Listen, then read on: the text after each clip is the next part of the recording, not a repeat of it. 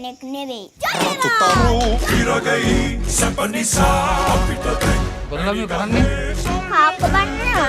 එපා පොඩ්ඩක් ඉන්නකෝ පොඩ්ඩක් ඉන්න වැඩිපුරත් එක්ක දෙන්න නැගහලු අතරපන් අපේ අම්මව. උනේ ඒකට උඹ චන්දරිය බදාගන්න කී ගංගා බදාගන්න කලින් මූ මා බදාගන්න.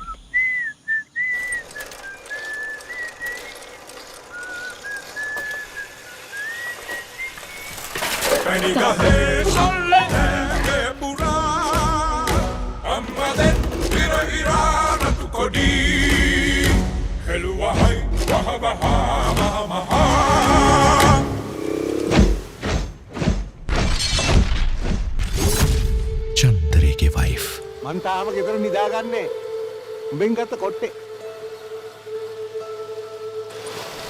ආව කොට්ටේ ගන්න පුළුවන්. නිදාගන්න කවුරක්වත් නැහැ. සුදු මහත්තයා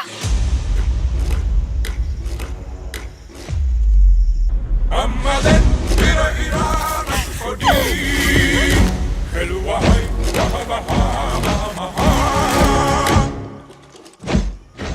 ඉවර යාය 94 වාර්ෂික උත්සවයේ ඒ රූපරාජනීය ලෙස සියලු පළඳින්නේ